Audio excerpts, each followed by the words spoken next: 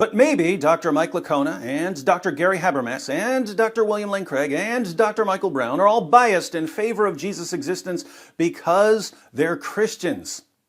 Maybe they're incapable of being balanced and neutral, unlike the impartial and open-minded internet atheists who spend all their time moaning and wailing about religion on Twitter. Well, let's see what Dr. Bart Ehrman says when a Jesus myther tries to educate him.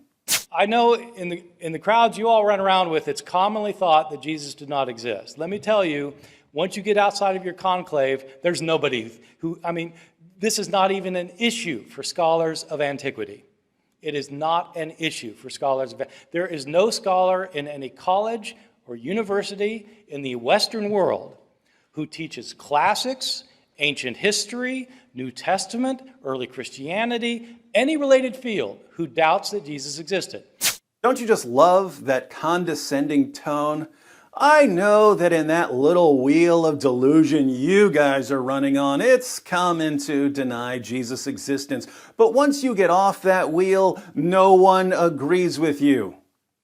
But why, Dr. Ehrman? Why is there a consensus on Jesus' existence? The reason for thinking Jesus existed is because he is abundantly attested in early sources. That's why. And I give the details in my book. Early and independent sources indicate that certainly that Jesus existed. One author that we know about knew Jesus' brother and knew Jesus' closest disciple, Peter.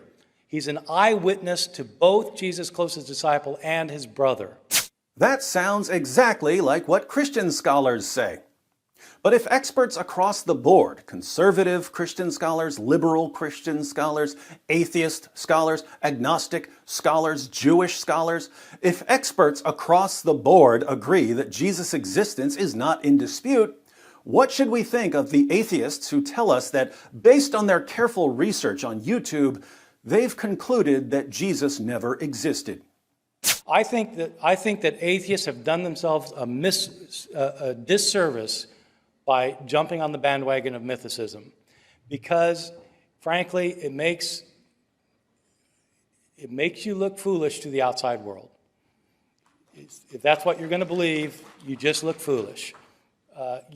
You are much better off going with historical evidence and arguing historically. Someone call the burn unit. At the scholarly level, Jesus mythers are as rare as they are angry and biased. But since the internet is home to every insane theory under the sun, you're bound to run into Jesus mythers on various websites and platforms. They're going to challenge you to prove that Jesus existed. And if you accept the challenge, they're going to play skeptic while you present your evidence. I encourage you not to take the bait until you first show them the problem with their methodology. And it's very easy to show them the problem with their methodology. When a Jesus myther sends you a message and says, "Prove to me that Jesus exists," simply reply, "I'd be happy to prove to you that Jesus exists, but I don't want to present my evidence to a person who may not exist. So before I start giving you evidence, first prove to me that you exist." Then sit back and play skeptic. Whatever evidence the person gives for his own existence, just tell him that it's not enough and that you're not convinced. Offer alternative explanations of the evidence he's presenting. Say, "Maybe I'm hallucinating. Maybe I'm on drugs and I don't remember taking them. Maybe I'm the only thing that exists and I've invented you as a character to keep myself entertained. Maybe I'm just a brain in a vat and a mad scientist is sending me signals to make me think that you exist. Maybe I'm in the Matrix. Prove to me that I'm not in the Matrix. Prove it, prove it, prove it." Once your atheist friend fails miserably, once he realizes that when you adopt his methodology, he can't even convince you of his own existence, perhaps he'll start looking for a better methodology.